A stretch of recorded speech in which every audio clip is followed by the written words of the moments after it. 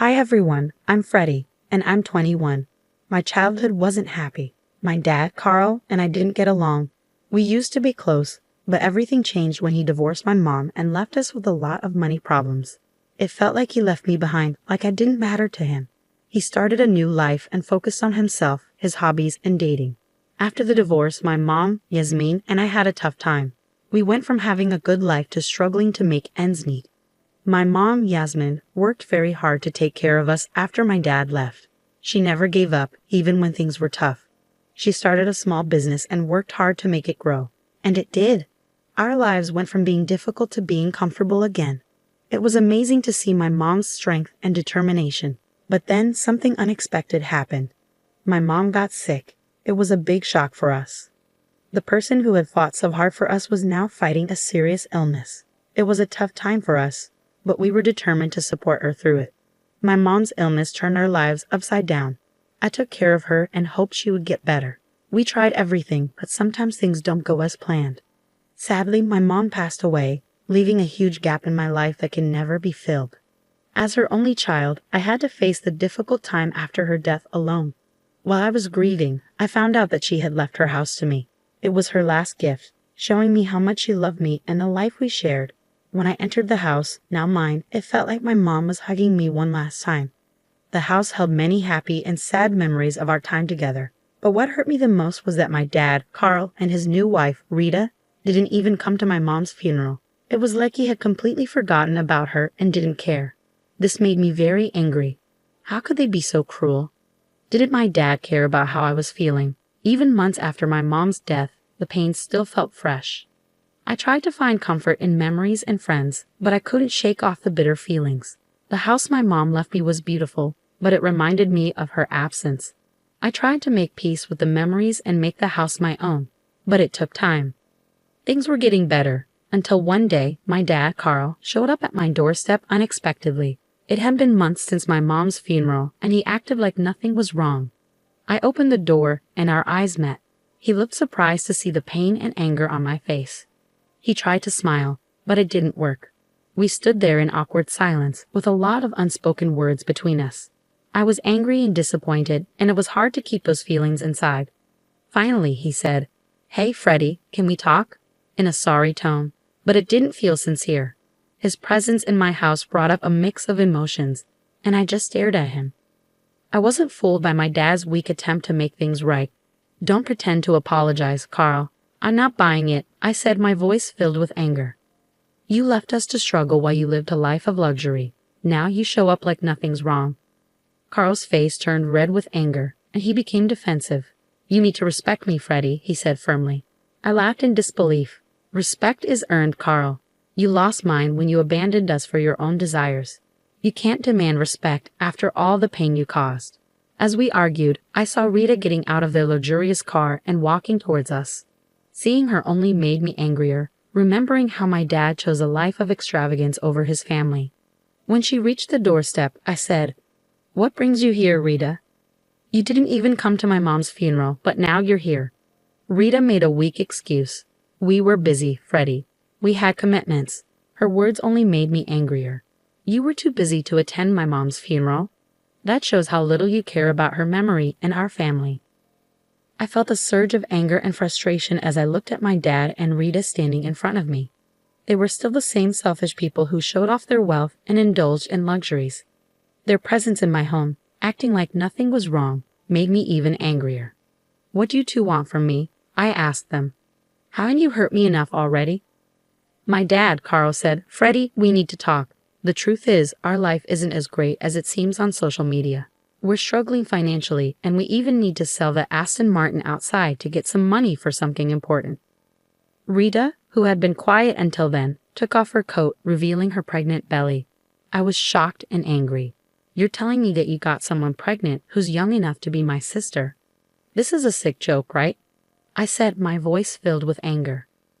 Carl, now getting defensive, said some very hurtful things to me.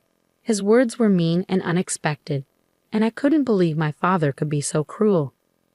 "You think you're so smart, talking to me like that. I left you and your mom because I couldn't stand being around someone as stupid as you. You're useless and hopeless. I didn't do anything wrong, so shut up." I was shocked and couldn't believe what I was hearing.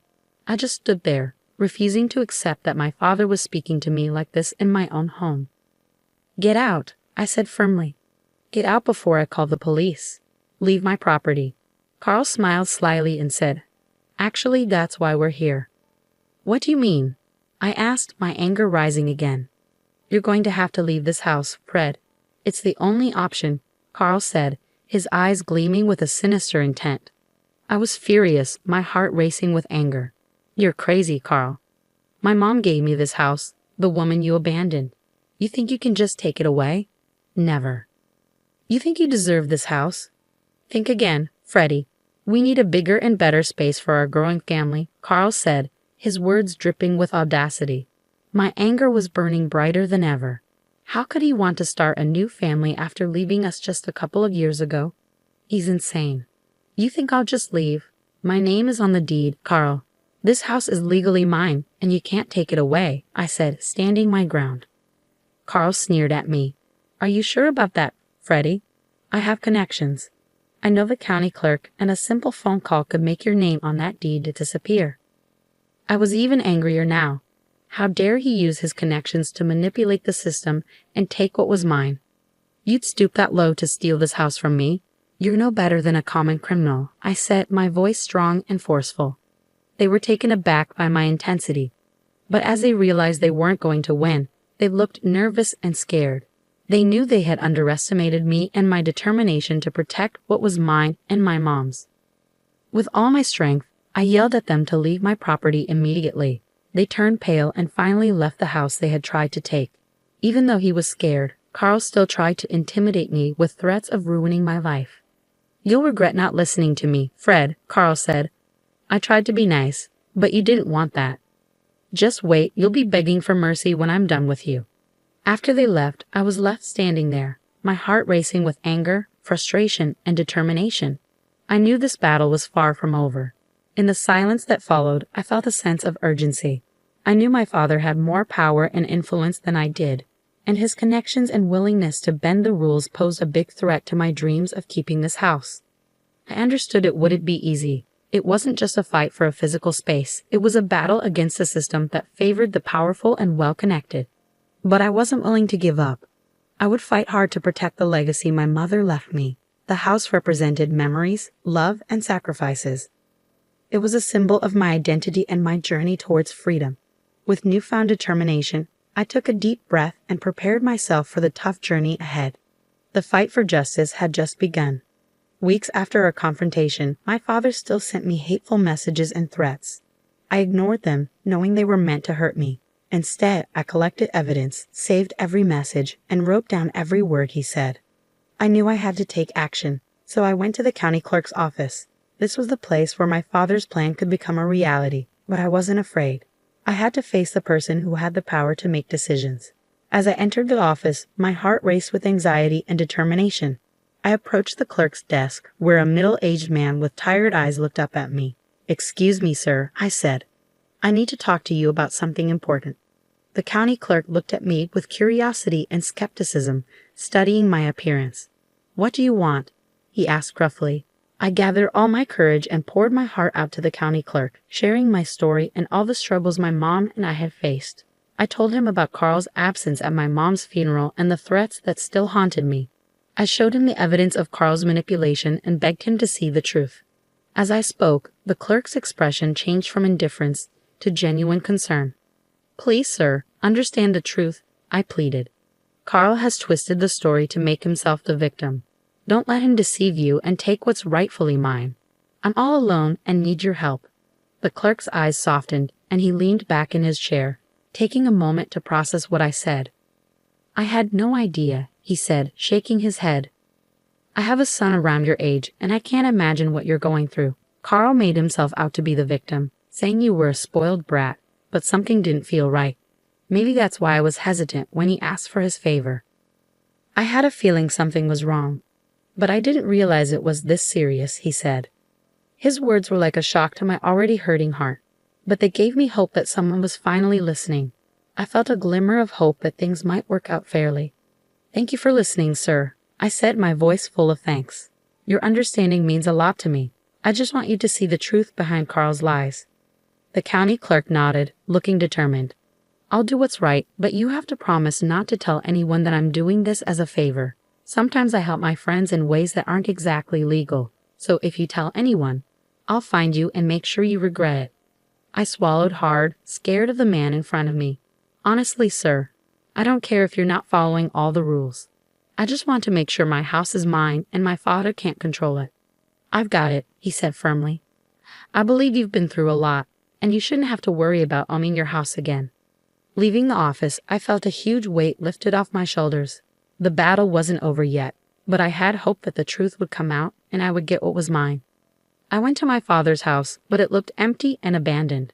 The fancy furniture was gone, probably sold to prepare for the new baby. After waiting for a long time, Carl finally opened the door, looking terrible. He hadn't slept or showered in days, and seeing me made him even angrier. What do you want? Carl growled. I just came to tell you something, I said, standing up for myself. I'm keeping the house, and you can't make me leave. So give up trying. Like hell you are? Carl yelled, his face red with anger. I'm your father, and I get to decide. You're no father to me, just a pest. I shot back, my anger rising. Carl sneered. We'll see about that. I always get what I want. I smiled, feeling triumphant. I already talked to the county clerk, and he's on my side. I have the papers right here, and the house is mine.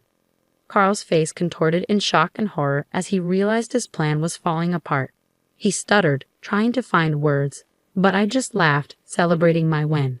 You can't tell anyone I tried to help you, or we'll both get in trouble, Carl said, his voice desperate. Looks like you and Rita need to start house hunting. I taunted, rubbing it in. Carl's face fell. Actually, Rita is leaving me. She's not happy that I couldn't get your house quickly enough, and she's given me an ultimatum. I shrugged. That's tough for you. Carl's eyes begged me. Freddie, please, let me move in with you. I can't take it here anymore. Everything is too much for me. I haven't slept or eaten, and Rita is driving me crazy with her demands. I laughed. You're still acting like a child, even at your age. You think I'm going to let you stay with me?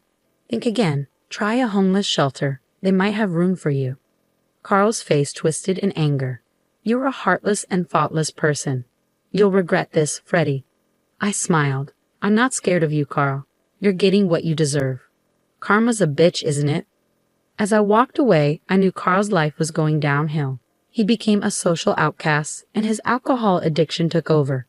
I heard Rita divorced him, took most of his money, and left him alone and hopeless in a hotel room, struggling to figure out his next move. But I knew I had won, and I was ready to fight for anything my mother left me. Carl would never dare to confront me with the same anger and entitlement again. I was no longer a kid, and I had a lot to lose. I'll fight for anything my mother left me, I said firmly. And if he's foolish enough to try me again, I'll make sure he regrets it.